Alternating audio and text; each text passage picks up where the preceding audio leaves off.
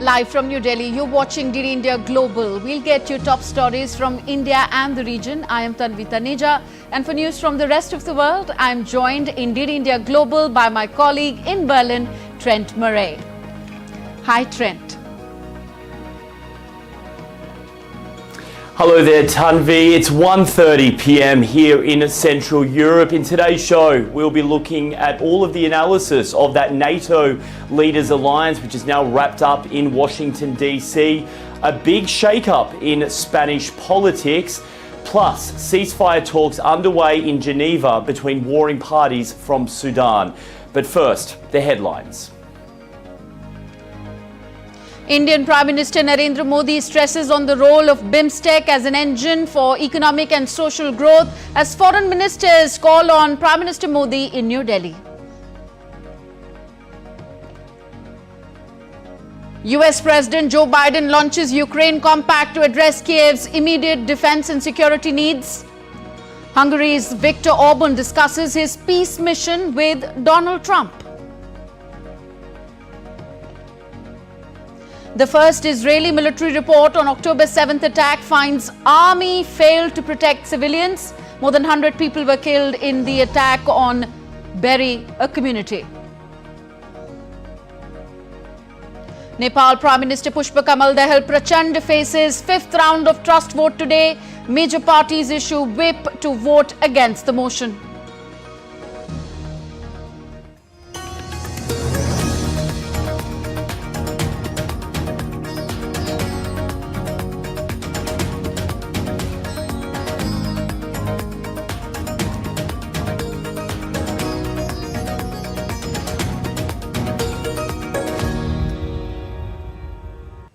First news from Asia. Foreign ministers from the BIMTECH grouping paid a joint call on India's Prime Minister Narendra Modi in New Delhi on Friday. Prime Minister Modi had fruitful discussions with the group of ministers on further strengthening regional cooperation in diverse areas like that of connectivity, energy, trade, health, agriculture, science, security and people-to-people ties. He stressed on the role of BIMTECH as an engine for economic and social growth. Prime Minister Modi reaffirmed India's commitment to a peaceful, prosperous, resilient and safe BIMTECH region and highlighted its significance to India's neighbourhood first and look east policies as well as in its Sagar vision for security and growth for all in the region.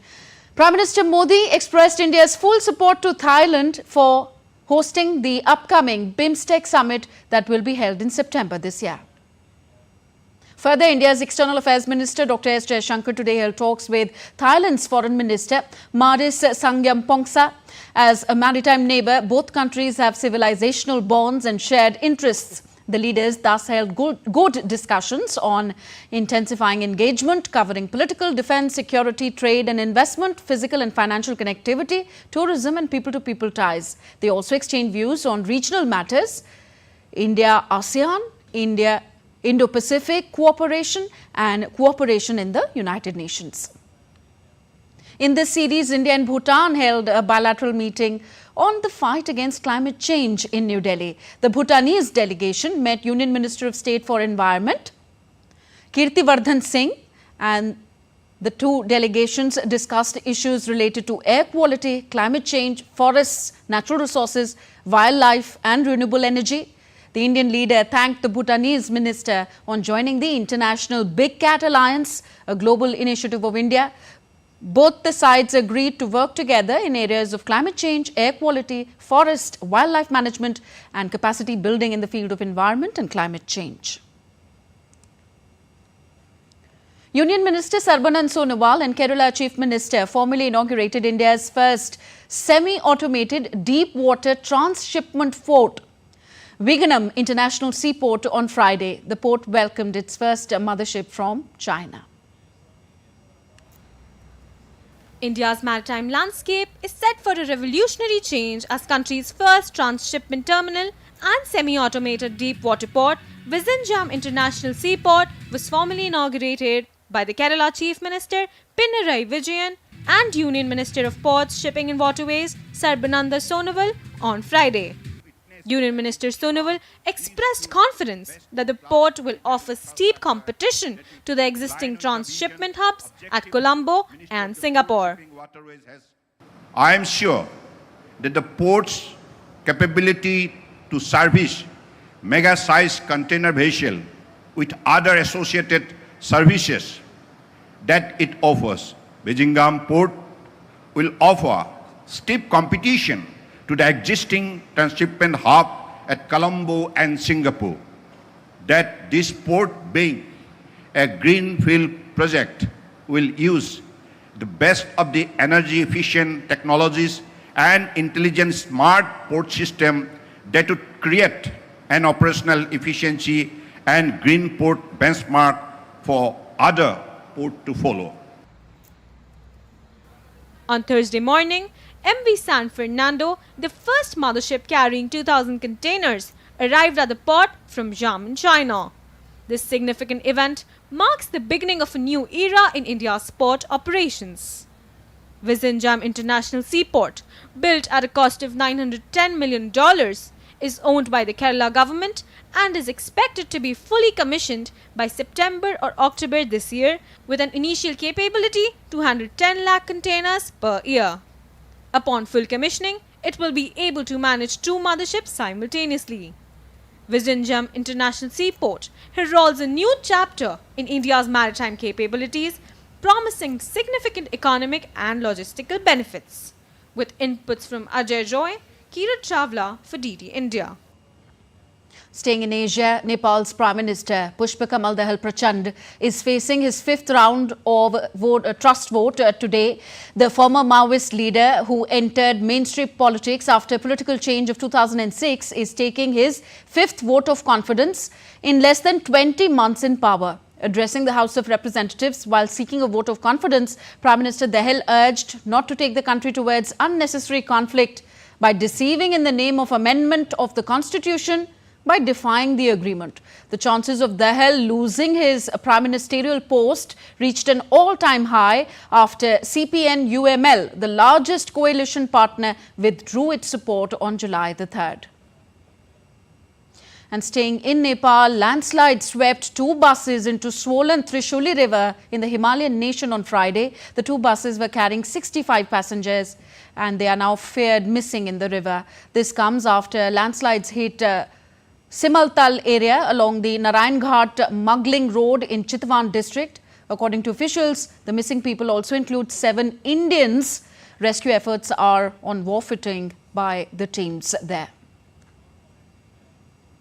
Moving towards the West, the 3-day NATO summit in Washington, D.C. concluded on July 11th with the launch of the Ukraine Compact, a security framework signed by 32 allies. My colleague Trent Murray is in Berlin. He takes it forward from me here, gives us more on this and other stories making headlines around the world.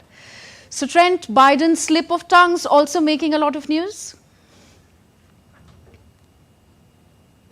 It sure is, Tanvi. One imagines it was a distraction the White House would have liked to have avoided in front of the world's media. Of course, it comes, as you say, after that 3-day NATO summit in Washington, D.C., concluded yesterday with the launch of that Ukraine Compact. This is a new security framework signed by 32 allies.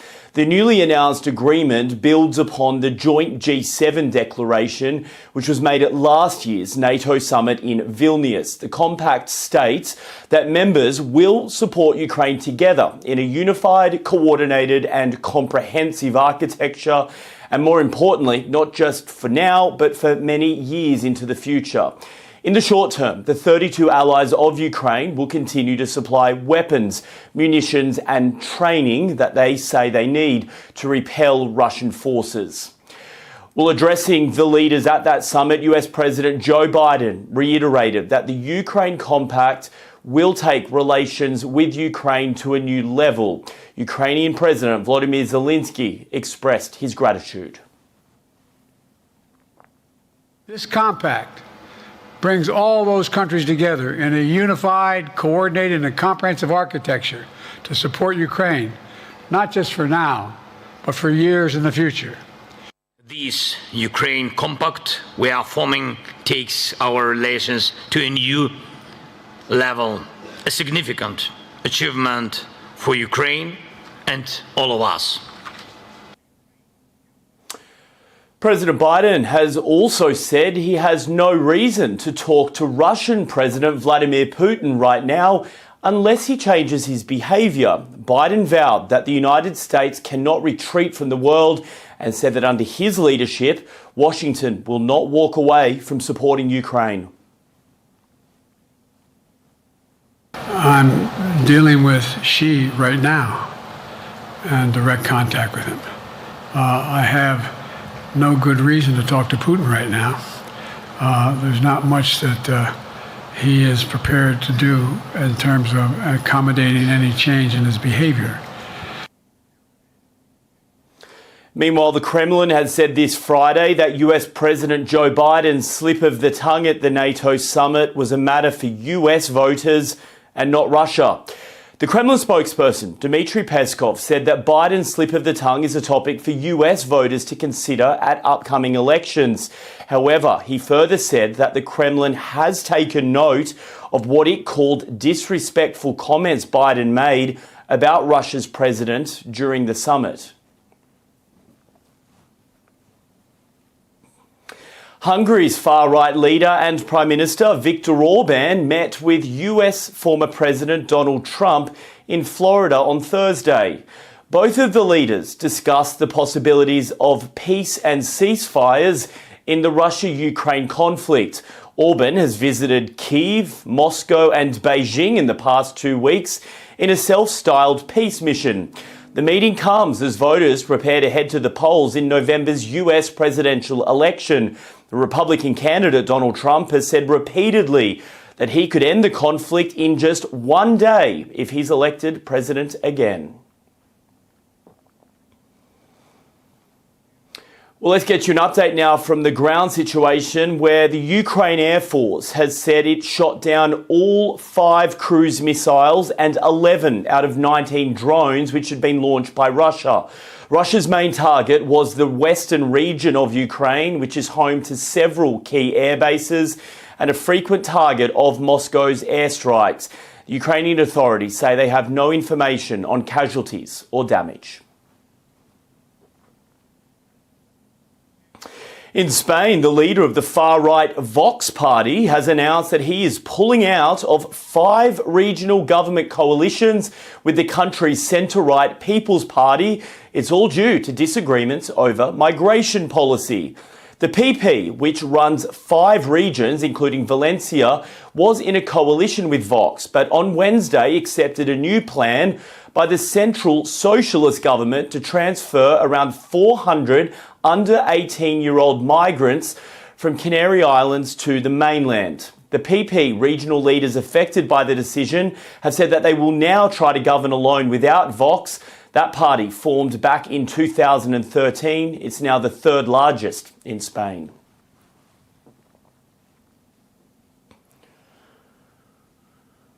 Sudan's warring parties have arrived in Geneva, accepting the United Nations call to discuss vital issues and the possibility of a local ceasefire. DD India's Naba Mohadeen reports from Port Sudan. Senior representatives from the Sudanese military and the paramilitary forces have accepted invitations by the UN's General Secretary Personal Envoy to meet in New York to discuss 2 urgent issues. One of the issues is the protection of civilians, and the other issue is the delivery of humanitarian aid for millions of people who are trapped in the country. It's the first time that the 2 delegations accept to sit in one of the UN's initiatives to facilitate humanitarian aid and to also tackle the issue of protection of civilians.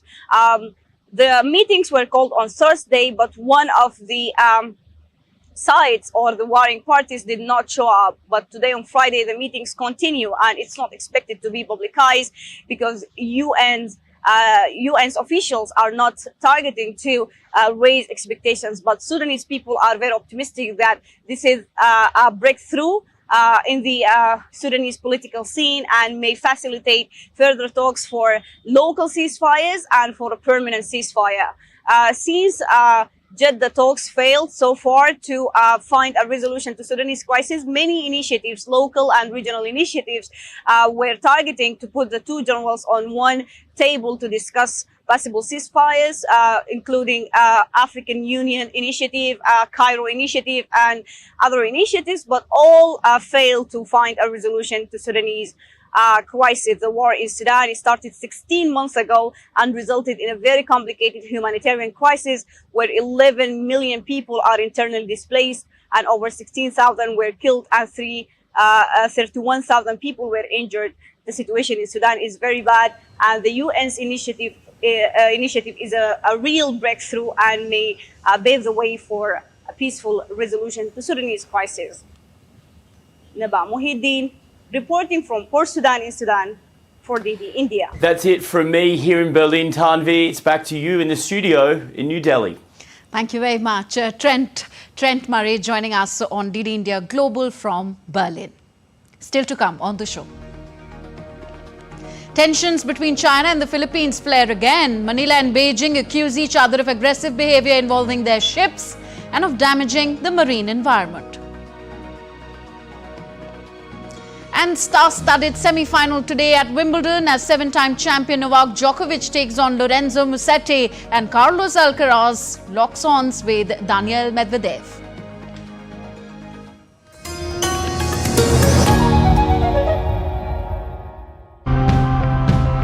India keeps getting hotter and hotter, people will be looking for innovations to help combat the impacts of climate change and to cut the emissions that are causing it. Zero tillage wheat, it builds soil carbon. It removes carbon dioxide from the air and builds soil carbon. It's like planting a tree underground. What's happening here is preservation through conversion and transformation. I think you can see that very well here. You can take good experiences from it, and those are transferable. Perovskite over silicon as material is the ease of processing. Silicon is something that is relatively energy intensive to fabricate, but this is something that can be done at close to room temperatures.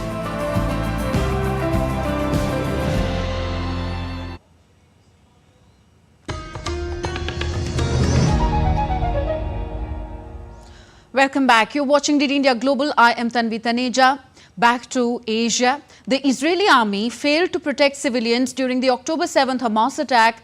This is what the military said in the findings of a first probe into its own security failings. The army acknowledged that it had not protected the citizens of one of the worst hit communities, the kibbutz Be'eri community. More than 100 people were killed in the attack on Be'eri and 32 taken hostage to Gaza, 11 of whom are still there.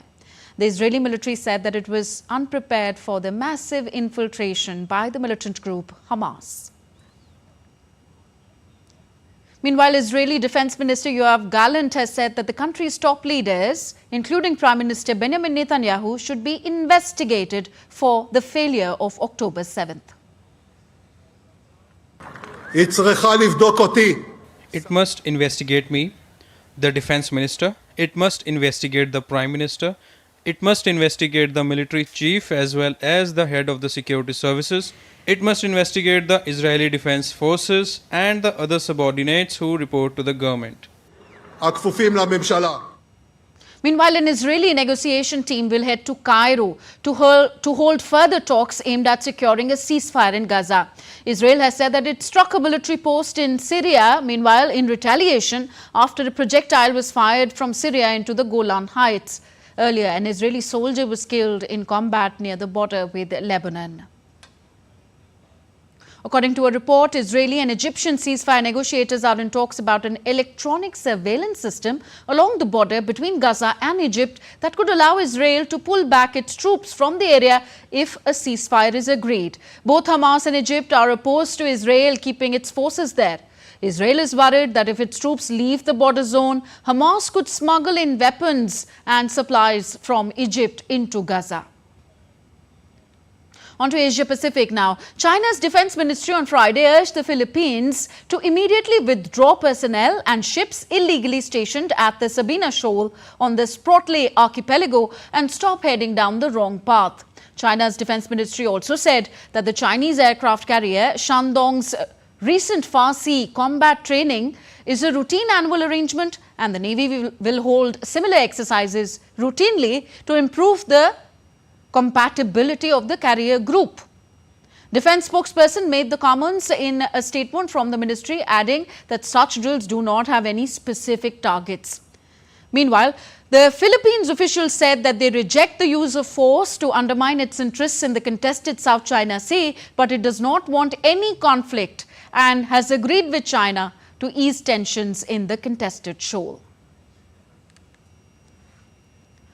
Japan has warned on Friday that China risked escalating tensions with Taiwan with an increase in military exercises that appeared to be aimed in part at readying Beijing's forces for a possible invasion of the self-governed island. This comes as Taiwan is closely monitoring Chinese air and sea exercises, including one with an aircraft carrier in the nearby Pacific. DD India's Laura Westbrook has more.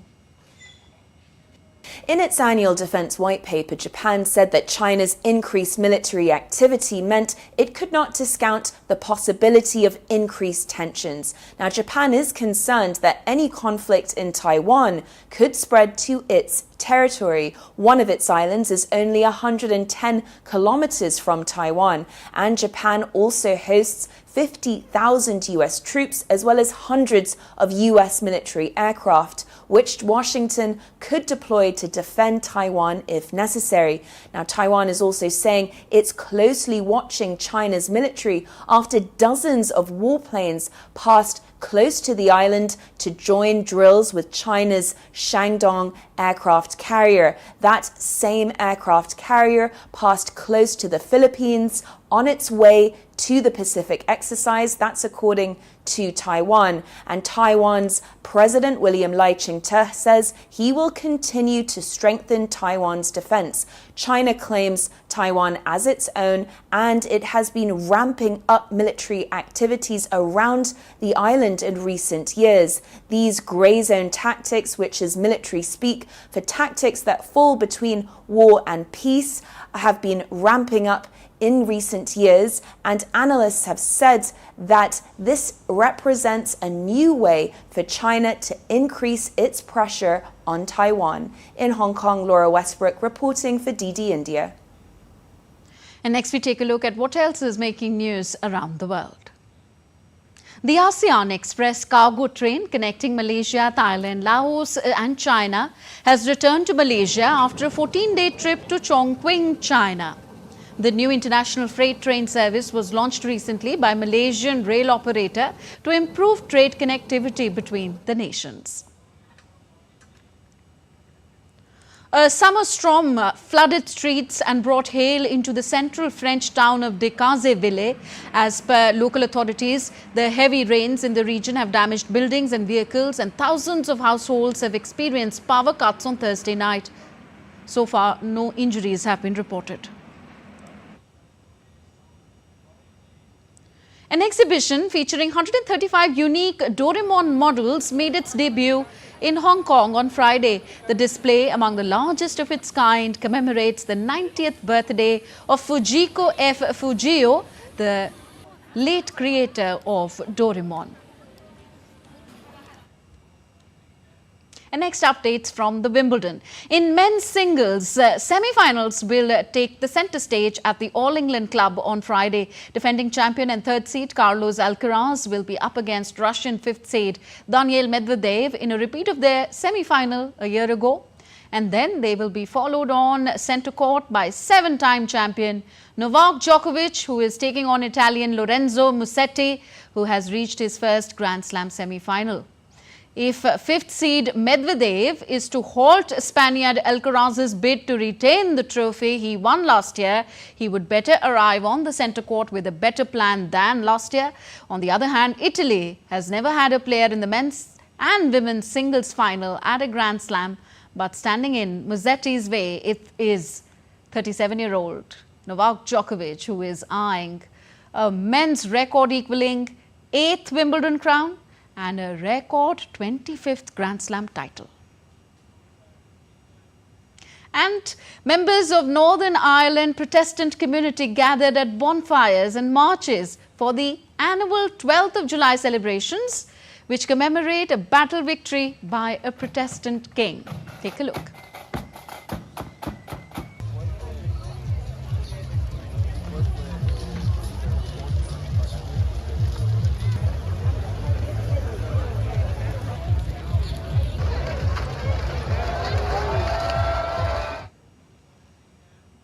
That's it in this edition of DD India Global. Do let us know your thoughts on the news of the day. Connect with us on our different social media handles, Facebook, X, formerly Twitter, and Instagram at DD India Live. And for those on the go, you can catch all the latest news and updates from our DD India mobile app. The app is available on both Android and iOS platforms. So we will be back with more news as it breaks here on DD India. I am Tanvi Taneja. From all of us here in New Delhi, thank you for watching. Namaskar.